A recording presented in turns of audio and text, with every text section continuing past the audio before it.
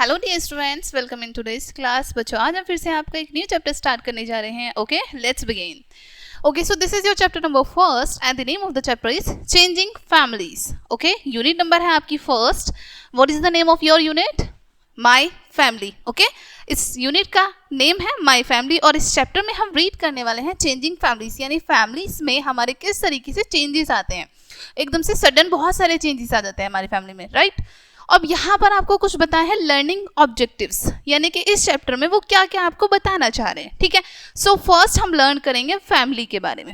Okay, second we will learn about changes in the family, families में किस तरीके से चेंजेस होते हैं। ओके, एंड थर्ड हम लर्न करेंगे एक्सटेंड फैमिली, यानी कि फैमिली कैसे बढ़ती है। ठीक है, एक्सटेंड कैसे होती है। Alright, family, first topic is family. We all live with our families. As you know, हम सभी अपनी families के साथ रहते हैं, अपने परिवार के साथ रहते हैं, right? Our families consist of our parents and siblings. ठीक है, हमारी फैमिली में कौन कौन शामिल होता है? Obviously हमारे पेरेंट्स, हमारे मम्मी पापा, ठीक है, और हमारे सिबलिंग्स, हमारे बहन भाई, यही तो आते हैं हमारी फैमिली में, right? Sometimes our grandparents also live with us. और कई बार हमारे दादी दादा भी हमारे साथ रहते हैं, हमारे ग्रैंड पेरेंट्स भी हमारे साथ रहते हैं, right? Based on the number of members, we can divided families in many types. ठीक है, अब हमारी फैमिलीज में कितने मेंबर्स हैं उसके बेस पर हम अपनी फैमिली के टाइप को डिवाइड कर सकते हैं कि वो किस टाइप की फैमिली है, right? Our family can be big or small, joint और न्यूक्लियर। एक फैमिली हमारी छोटी और बड़ी भी हो सकती है, ठीक है, जॉइंट और न्यूक्लियर भी हो सकती है। What is the meaning of joint and nuclear? Joint means जिसमें आपके दादी दादा चाची चाचा, आप, आपकी बहन भाई, मम्मी पापा सब एक साथ रहते हैं, दैट इज जॉइंट फैमिली। ठीक है, और न्यूक्लियर फैमिली क्या होती है? न्यूक्लियर फैमिली में जिसमें आप, आपके मम्मी पापा और बहन भाई, बस ये लोग रहते हैं, that is nuclear family. Okay, in a nuclear family, one set of parents and their children live together. As I told you before कि न्यूक्लियर फैमिली में कौन कौन रहता है? पेरेंट्स रहते हैं, मम्मी पापा और उनके बच्चे रहते हैं साथ में, that's it. Okay, in a joint family, more than one set of parents and their children live together in a house. ठीक है, अब जॉइंट फैमिली में क्या होता है? एक से ज्यादा मम्मी पापा, यानी कि जैसे दादी दादा हो गए, हमारे मम्मी पापा हो गए, चाची चाचा हो गए, तो पेरेंट्स हो गए ना, एक से ज्यादा पेरेंट्स हो गए, ठीक है, और उनके बच्चे सभी, चाचा के बच्चे, चाची की, ठीक है, इस तरीके से दादी दादा ये सभी रहते हैं एक जॉइंट फैमिली में। Alright, next topic is changes in the family. Families में चेंजेस भी तो आते हैं, हमेशा एक ही जैसी नहीं रहती है फैमिली, राइट? सो चेंजेस कैसे आते हैं हमारी फैमिलीज में? There are many changes that occur in the family with time. ठीक है, टाइम के साथ साथ बहुत सारे चेंजेस हमारी फैमिली में होते रहते हैं, right? It may be addition of a new member in the family either by virtue of marriage or birth. ठीक है, हमारी फैमिली में न्यू मेंबर्स भी ऐड होते रहते हैं, चाहे वो हम किसी की मैरिज के थ्रू ऐड हुए हों या फिर कोई बर्थ हुआ हो, किसी बच्चे का या किसी बेबी का जन्म हुआ हो, किसी की शादी हुई हो, जैसे चाचू की शादी हो जाती है तो चाची आती है ना, एक फैमिली मेंबर ऐड हो जाते हैं ना, ठीक है, और जब हमारे घर में कोई बेबी बॉर्न होता है तो एक और फैमिली मेंबर ऐड हो जाता है, तो इस तरीके से हमारी फैमिली में मेंबर्स ऐड हो जाते हैं, right? The family may have to move to a new place due to transfer. ठीक है, अब यहाँ पर आपको बताया है जो हमारी फैमिली है उसमें वो अलग अलग जगह पर ट्रांसफर भी होती रहती है, नई नई प्लेस पर जाती रहती है कुछ कारणों की वजह से, ठीक है, due to some reasons. There may be death in family. ठीक है, कई बार ऐसा भी हो जाता है कि हमारी फैमिली में डेथ भी हो जाती है, right? All these factors led to change in the family. ये सभी फैक्टर्स होते हैं जिससे हमारी फैमिली में नई नई चेंजेस आते हैं, जैसे कुछ लोग कहीं दूसरे प्लेस पर ट्रांसफर हो गए, ठीक है, जिससे सपोज आपके चाची चाचू दूसरी जगह जाकर रहने लगे और आपकी फैमिली में से सपोज किसी की डेथ हो गई, ठीक है, तब क्या होता है? आपकी फैमिली जो है वो अलग अलग तरीके से डिवाइड हो जाती है, right? Okay, next topic is wedding in the family. ठीक है, अब हम वेडिंग को रीड करेंगे, फैमिली में जो वेडिंग होती है, शादी होती है उसको। Okay, a wedding is a happy occasion. एक वेडिंग क्या होती है? एक बहुत ही हैप्पी ओकेजन होता है, बहुत खुशी का माहौल होता है चारों तरफ, राइट? हम बहुत हैप्पी होते हैं जब हमारे हाउस पे किसी की वेडिंग होती है ना? The girl leaves her parents home and comes to settle in her husband's home, ठीक है। अब जो गर्ल होती है जिनकी शादी होती है वो अपना हाउस छोड़ के अपने हस्बैंड के हाउस पर शिफ्ट हो जाती है, right. The entry of a new person lets to some change in the family, और जब किसी न्यू पर्सन की एंट्री होती है हमारे हाउस में तब कुछ ना कुछ चेंजेस आते हैं हमारी फैमिली में, right. It is the duty of everyone around to help the newly married girl to get adjusted in her new home, और ये सभी की ड्यूटी होती है, ठीक है। वो जो हाउस होता है, हस्बैंड का जो हाउस होता है, ठीक है, उस हाउस में सभी की ड्यूटी होती है कि वो जो गर्ल मैरिड करके आई हैं, शादी करके जो आई हैं, उनको एडजस्ट करने में, उनको कंफर्टेबल फील कराने में उनकी हेल्प करें, ओके। ये सभी की ड्यूटी होती है। She must be warmly welcomed and accepted as a part of their family, सभी को उनका बहुत अच्छे से स्वागत करना चाहिए, वेलकम करना चाहिए, और सभी को बहुत अच्छे से उनको एक फैमिली मेंबर का, एक फैमिली का पार्ट समझना चाहिए कि वो भी हमारा ही एक फैमिली का मेंबर है, okay. Everyone should be friendly with her, और सभी को उनके साथ बहुत अच्छे से बिहेव करना चाहिए, फ्रेंडली बिहेव करना चाहिए। जैसे हम नॉर्मली अपने बहन के साथ, भाई के साथ बिहेव करते हैं ना, तो उनको ऐसे अकेला फील नहीं कराना चाहिए, ऑलराइट। द न्यू गर्ल और the bride should also try to quickly merge in the family, ठीक है। अब जो न्यू गर्ल या फिर जो ब्राइड आई हैं उस फैमिली में, उस परिवार में, उनको भी ट्राई करना चाहिए कि वो भी उस फैमिली में अच्छे से इजीली मर्ज हो जाएं, ठीक है। उनको भी ऐसे अलोन फील नहीं करना चाहिए, या फिर अकेले नहीं बैठना चाहिए, या फिर नेगेटिव नहीं थिंकिंग रखनी चाहिए, ओके। उनको भी ट्राई करना चाहिए कि वो भी मर्ज होने की कोशिश करें उनमें, ठीक है। She must help others, take responsibilities happily and be a good to all, ठीक है। अब उनको क्या क्या करना चाहिए, दूसरों की हेल्प करनी चाहिए, ठीक है। किसी को नीड है तो ऑब्वियसली उनको हेल्प करनी चाहिए उनकी, राइट। रिस्पॉन्सिबिलिटीज उनकी जितनी भी है उन सबको उनको बहुत ही हैप्पीली टेक करना चाहिए, बहुत अच्छे से उन रिस्पॉन्सिबिलिटीज को उठाना चाहिए, ठीक है। और सभी के साथ बहुत अच्छे से बिहेव करना चाहिए उनको भी, okay. With little adjustments, the family can run smoothly and happily, ठीक है। बस थोड़े से एडजस्टमेंट के साथ ही जो पूरी फैमिली है, पूरा परिवार है, वो बहुत अच्छे से चलता है, बहुत खुशी के साथ, okay. Okay, next topic is birth of a child, ठीक है, एक बच्चे का जन्म, alright. The birth of a baby brings joy in the family, ठीक है। जब हमारी फैमिली में कोई न्यू बॉर्न बेबी आता है तो पूरी फैमिली कितनी खुश हो जाती है ना, सभी में बहुत ज़्यादा हैप्पीनेस आती है, जॉय वाली फीलिंग आती है, बहुत खुश हो जाते हैं सभी लोग, right. Everyone gets excited and happy, specially the older siblings, ठीक है। सभी बहुत ज़्यादा एक्साइटेड रहते हैं, बहुत खुश रहते हैं, और सबसे ज़्यादा खुश एक्साइटेड रहते हैं जो उनके बड़े बहन भाई होते हैं, ठीक है।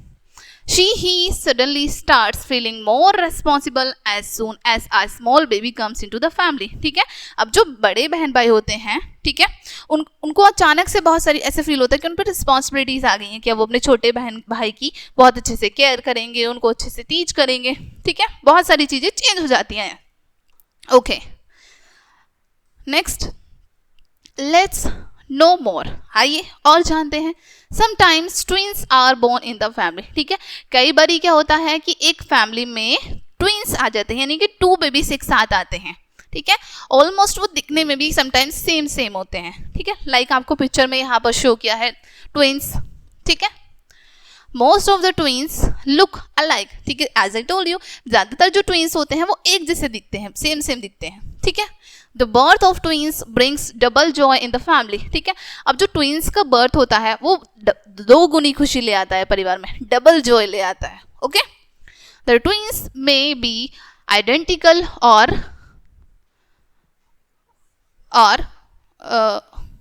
फर्मेंटल, ठीक है। अब जो ट्विंस है वो आइडेंटिकल भी हो सकते हैं और फर्टिमेंटल भी हो सकते हैं, okay, alright. Next, a baby is a safe inside the mother's body is a bag like structure called womb for almost 9 months, ठीक है। जब बेबी मदर की टमी में होता है, ठीक है, तो उनका जो शेप होता है एक वॉम्ब की तरह बन जाता है, ठीक है। काफ़ी ज़्यादा हैवी हो जाता है, वो बैग की तरह दिखने लगता है, ठीक है। वो 9 मंथ्स तक उनकी टमी में रहते हैं, okay. A baby can not eat or breathe on its own, baby ना तो खुद से ईट कर सकते हैं वहां पर, ना ही खुद से वो ब्रेथ कर सकते हैं, सांस ले सकते हैं. ओके.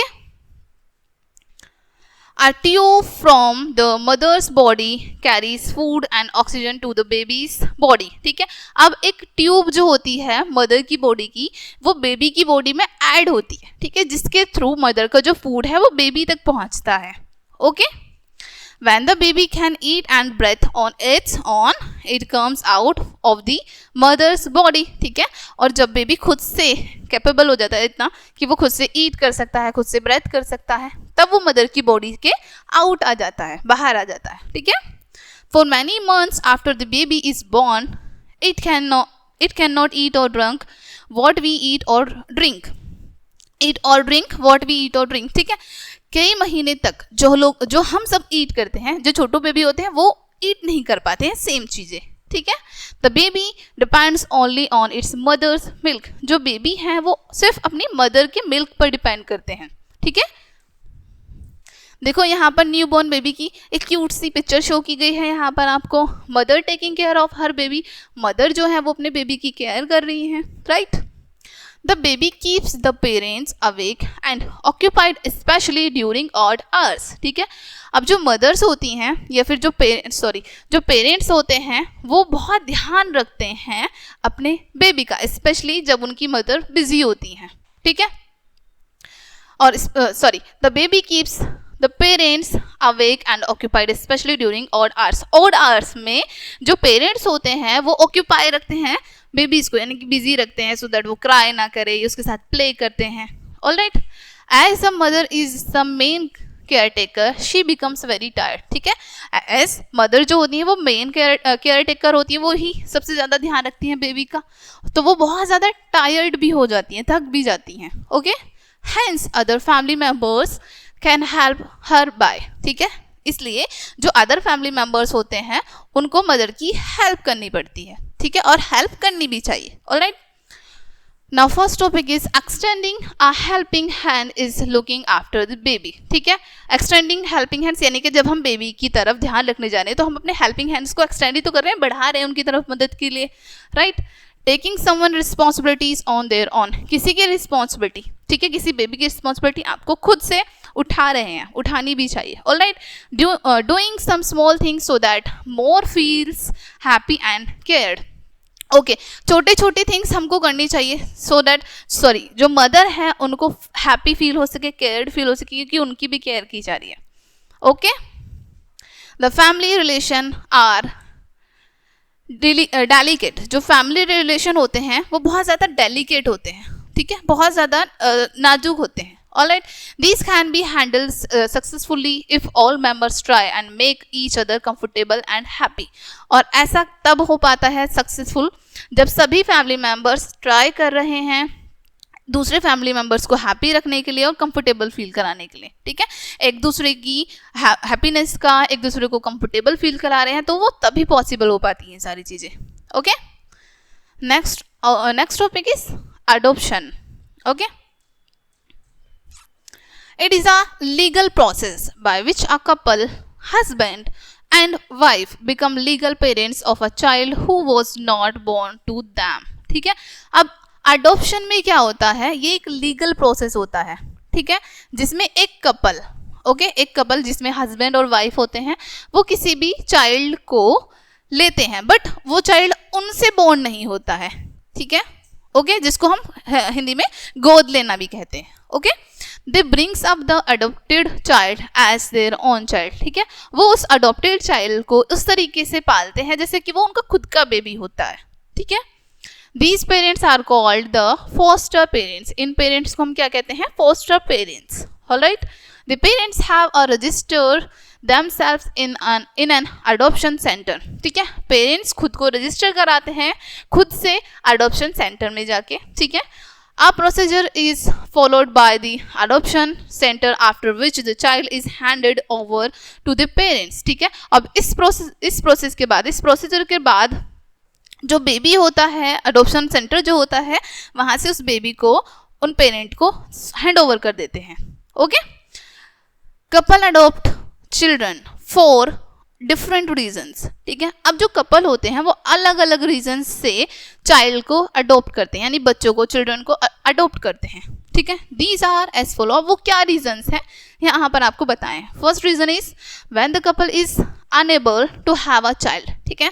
जब कपल अनेबल होता है यानी कि उनके खुद के बेबीज नहीं होते हैं, तब वो अडॉप्ट कर सकते हैं चाइल्ड, ठीक है। Second, when a couple decides to give a home to a homeless child, ठीक है। जब एक कपल डिसाइड कर लेता है कि वो किसी भी अनाथ बच्चे को, एज होमलेस बच्चे को अडॉप्ट करना चाहते हैं और उसको एक हाउस देना चाहते हैं, एक पेरेंट देना चाहते हैं, तब वो उनको अडॉप्ट कर सकते हैं, ठीक है।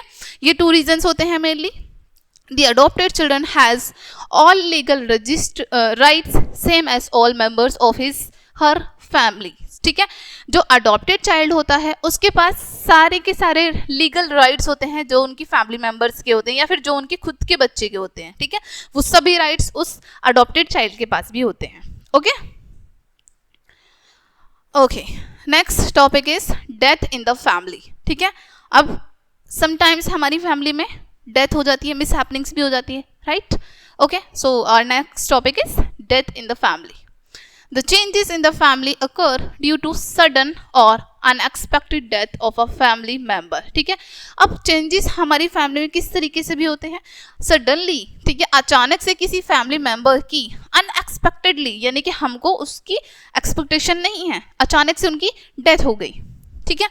The Elder person, especially the grandfather or grandmother, find it's difficult to live and spend time if they lose their partner, ठीक है। स्पेशली या तो जैसे ग्रैंड मदर या फिर ग्रैंडफादर, दोनों में से किसी भी एक की डेथ हो जाती है तो जो दूसरे कपल होते हैं, ठीक है, लाइक ग्रैंडफादर की डेथ हो गई तो ग्रैंड मदर हो गई, ठीक है, ग्रैंड मदर की डेथ हो गई तो ग्रैंडफादर हो गए, तो उनके लिए जो सर्वाइव करना या फिर टाइम स्पेंड करना बहुत मुश्किल हो जाता है, ठीक है, अपने पार्टनर की डेथ के बाद। They feel lonely as there is no one to talk to, ठीक है। उसके बाद उनको बहुत लॉनली फील होता है, अकेलापन महसूस होने लगता है कि उनके पास कोई बात करने के लिए ही नहीं है। Due to poor physical health they can not move much, ठीक है। और उनकी जो फिजिकल हेल्थ होती है वो बहुत ज़्यादा मूव नहीं कर सकते, बहुत ज़्यादा चल नहीं सकते, राइट। तो उनकी फिजिकल हेल्थ की वजह से भी वो बहुत ज़्यादा मूव नहीं कर पाते हैं, right. So in such a case, the youngsters, especially children, should take the responsibility of looking after them, ठीक है। जो यंगस्टर्स होते हैं इस तरह के केस में, ठीक है, जो यंगस्टर या फिर उनके जो खुद के बच्चे होते हैं, इस तरह के केस में उनको रिस्पॉन्सिबिलिटी लेनी चाहिए और जो उनके ग्रैंड मदर हैं, ग्रैंडफादर हैं, ठीक है, उनकी ध्यान रखना चाहिए, उनका ध्यान रखना चाहिए, okay. They must one sit with their grandparents and talk to them, ठीक है। उनको ज़रूर कोई ना कोई एक पर्सन उनके पास बैठना चाहिए, उनसे बात करनी चाहिए, ठीक है। सेकंड क्या है, ask them if they need any help, और सेकंड पॉइंट क्या बताया है कि उनको किसी भी चीज़ की आवश्यकता हो, नीड हो, उनसे पूछना चाहिए हमें, alright. Third, take them to a park in the evening, evening time में उनको हमें किसी पार्क में या फिर कहीं ऐसे छोटा मोटी जगह पर बाहर घुमाने ले जाना चाहिए, ठीक है। Next point is sit and read with them, उनके पास हमें बैठना चाहिए, अगर वो रीड कर सकते हैं तो उनके साथ रीड करना चाहिए, अदरवाइज वो रीड नहीं कर सकते तो उनको रीड करके कुछ अच्छा लाइक स्टोरी, इंटरेस्टिंग स्टोरीज उनको सुनानी चाहिए, okay. Fifth, see that they have food in time, ठीक है। आपको ये भी ध्यान रखना है कि वो टाइम पे खाना खा रहे हैं या नहीं, ठीक है, ये भी ध्यान रखना है। Next, all this would make them feel important and happy, ये सब जब आप करते हैं तो उनको बहुत फील होता है कि वो उनके लिए बहुत इंपॉर्टेंट है और वो हैप्पी भी फील करते हैं, okay.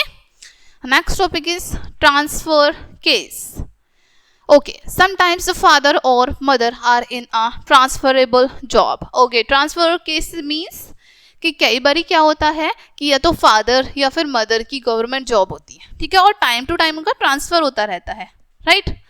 So, when the transfer order come, the family has to move to a new place, ठीक है। और जब भी ट्रांसफर ऑर्डर आते हैं तो फैमिली को एक नई जगह पर जाना पड़ता है, नए प्लेस पर जाना पड़ता है, राइट।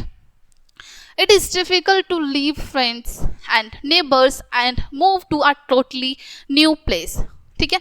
ये बहुत डिफिकल्ट होता है हमें अपने फ्रेंड्स को, अपने नेबर्स, हमारे पड़ोसियों को छोड़कर जाना, टोटली पूरी तरीके से छोड़कर जाना और एक नए प्लेस पर जाके फिर से रहना। It's a difficult time, right. In such a case the role of neighbours becomes important. इस तरह के केस में जो हमारे नेबर्स होते हैं, ठीक है, पड़ोसी जो होते हैं, उनका रोल बहुत इंपॉर्टेंट होता है, ठीक है। The neighbours should be helpful and friendly so that the new family is able to adjust, ठीक है।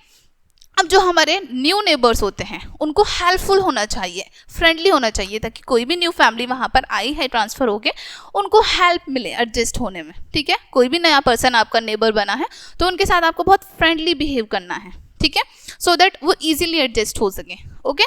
They must stand with them in the time of need and guide them about the area, ठीक है। उनको उनके लिए खड़ा होना चाहिए, यानी कि उनको जो भी चीज़ों की नीड है उनको बताना चाहिए कि आपको नीड है तो आप हमसे हेल्प ले सकते हैं, उनको गाइड कर सकते हैं उस एरिया के बारे में कि आपको ये चीज़ वहाँ मिल जाएगी, इस चीज़ के लिए आप वहाँ जा सकते हैं, यहाँ पर आपको नहीं जाना चाहिए, यहाँ पर ये रिस्की एरिया है, लाइक उनको एरिया के बारे में हम बता सकते हैं, ठीक है।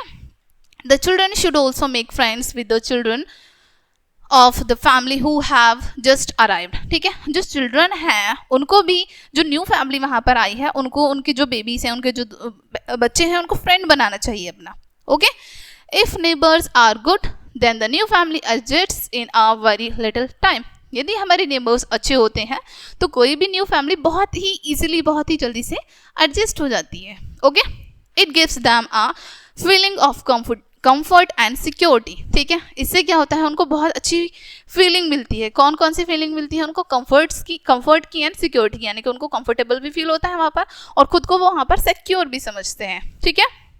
Okay, next topic is extended family, यानी कि हमारी फैमिली एक्सटेंड भी होती है, okay. The extended family is made up of grandparents, uncles, aunts and cousins, ठीक है। अब एक्सटेंडेड फैमिली किस तरीके से बनती है? जिसमें हमारे दादी दादा, अंकल, आंटी और उनके बच्चे भी होते हैं, ठीक है। All the members of the extended family may not live in the same house, ठीक है।